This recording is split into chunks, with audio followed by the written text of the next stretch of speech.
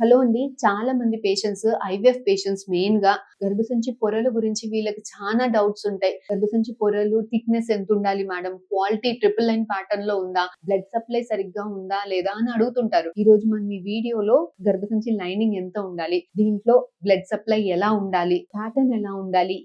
ఒకవేళ పొరలు పెరగకపోతే ఏమన్నా ట్రీట్మెంట్స్ ఎలాంటి ట్రీట్మెంట్స్ ఉంటాయి? పొరలు బాగా పల్చగా ఉంటే అసలు ప్రెగ్నెన్సీ రాదా? పొరలు బాగా మందంగా ఉంటే ఖచ్చితంగా హిస్టోస్కోపీ చేసుకోవాలా? సో నేను మీ doctor Anusha Reddy, fertility expert, 49 fertility centre. ఈ రోజు మనం ఈ వీడియోలో ఈ టాపిక్స్ గురించి మాట్లాడుకుందాం.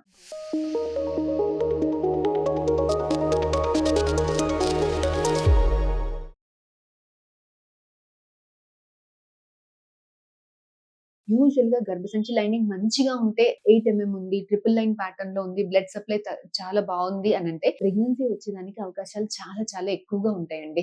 థిక్‌నెస్ అనేది 8-10 మధ్యలో ఉండాల్సింది ఉంటది. 6-8 అంటే లైట్‌గా థిన్‌గా ఉంది. ఇలాంటి వాళ్ళలో కూడా ప్రెగ్నెన్సీ వచ్చేదానికి అవకాశాలు బాగానే ఉంటాయి. 10-12 అంటే కొంచెం మందంగా ఉంది. ఇలాంటి వాళ్ళలో కూడా అదర్‌వైజ్ ప్యాటర్న్స్ అంతే ట్రిపుల్ లైన్ ప్యాటర్న్స్ ఉంది. పాలిప్స్ ఏమీ లేదు అనంటే ఇలాంటి వాళ్ళలో కూడా ప్రెగ్నెన్సీ వచ్చేదానికి అవకాశాలు బాగానే ఉంటాయి. ఇక్కడ ప్రాబ్లమ్ అంతా మరీ పల్చగా ఉందా? మరీ థిక్‌గా ఉందా? మరీ పల్చగా ఉన్న వాళ్ళలో ఏంటి గర్భసంచి లైనింగ్ 6 కన్నా తక్కువగా వస్తుంది. ఇలాంటి వాళ్ళలో పొరలు ఎందుకు పల్చగా ఉంటాయి? ఏదన్నా దాంట్లో ఏమన్నా ఇన్ఫెక్షన్ అయిందో, లేదంటే ఏదైనా ఆపరేషన్స్, సర్జరీస్ వల్ల పొరలు డ్యామేజ్ అయినాయో, ఇలాంటి అప్పుడు మనకి పొరల క్వాలిటీ కూడా ఎఫెక్ట్ అయ్యేదానికి ఛాన్స్ ఉంటది. పొరలు పల్చగా ఉంది, క్వాలిటీ ఎఫెక్ట్ అయింది అంటే ట్రిపుల్ లైన్ ప్యాటర్న్ కాకుండా అంత తెల్లగా ఉంది, మధ్యలో అంతా అతుకులు ఉన్నాయి. ఇలాంటి వాళ్ళలో బేబీని పెట్టినా అతకకన్నా ఉండడము, ఏదైనా అతికినా సరిగ్గా పెరగట్లేదు, అబార్షన్స్ అయిపోవడము, బేబీకి బ్లడ్ సప్లై సరిగ్గా రాక బేబీ సరిగ్గా ఎదుగుదలలో ప్రాబ్లమ్స్ రావడము, ముందే డెలివరీస్ అయిపోవడము, ప్లాసెంటా అంటే మాయ అనేది బాగా అడహరెంట్ గా ఉండడము, ఇలాంటి ప్రాబ్లమ్స్ ఉండడం అనేది చాలా కామన్ గా గమనిస్తుంటామండి. సో ఇలా పొరలు పల్చగా ఉన్న వాళ్ళలో ఏం ట్రీట్మెంట్స్ ఉంటాయి అనంటే వీళ్ళకి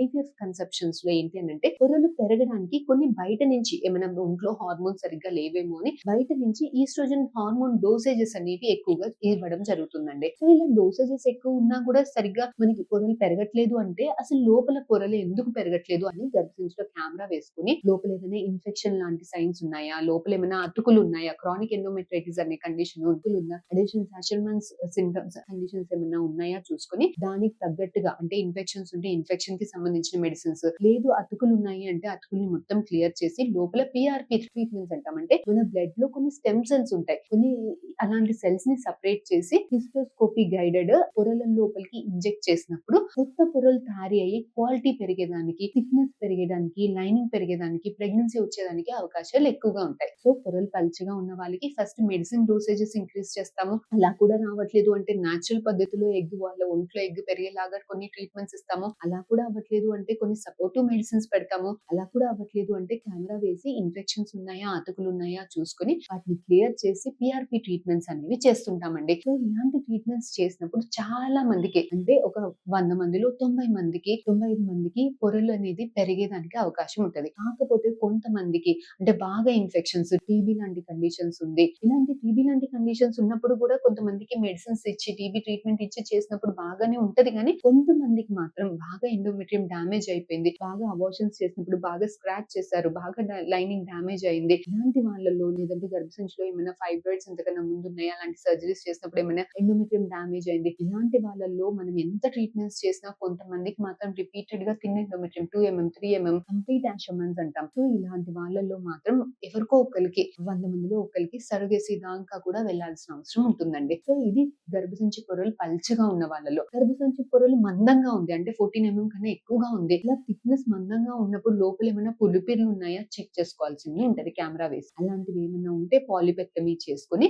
లైనింగ్స్ అంతా క్లియర్ గా నీట్ గా ఉన్నాయా చూసుకోవాలి. కాకపోతే ఎంతైనా కూడా 14 కన్నా థిక్నెస్ ఎక్కువగా ఉన్నప్పుడు బేబీని మధ్యలో పెట్టినప్పుడు బ్లడ్ సప్లై సరిగ్గా లేక అతకన్నా ఉండేదానికి ఛాన్సెస్ అనేవి కొంచెం ఎక్కువగా ఉంటాయండి. ఫస్ట్ అసలు ఎందుకు ఉంది, దీంట్లో ఏమైనా పాలిప్స్ ఉందా, ఏమైనా మాలిగ్నెన్సీస్ అలా ఉన్నాయా రూల్ అవుట్ చేసుకొని, సో వీళ్ళంత వాళ్ళలో కొంచెం పలచబడేటట్టు డోసేజెస్ తక్కువ పెట్టుకొని కొన్ని బయట నుంచి సప్రెసివ్ ఇంజెక్షన్స్ ఇచ్చి వీలైనంత తక్కువగా మనకి ఉన్నప్పుడు బేబీని అనేది పెట్టుకోవాల్సింది ఉంటది. ఇది గర్భసంచి లైనింగ్స్ గురించి ఇన్ఫర్మేషన్. ట్రిపుల్ లైన్ ప్యాటర్న్ లో ఉందా, అంత వైట్ ఫిట్ గా ఉందా చూసుకోవాలి. బ్లడ్ సప్లై ఎలా ఉందో చూసుకోవాలండి. సో బేబీని పెట్టేటప్పుడు ఈ పొరలలో కదలికలు ఎలా ఉన్నాయి అన్నది చూసుకోవాలి. సో ఇది గర్భసంచి లైనింగ్ గురించి ఇన్ఫర్మేషన్. ఫర్దర్ గా మీకు ఇంకేమైనా డౌట్స్ ఉంటే please do comment in the comment section. Will definitely get back to you. Thank you.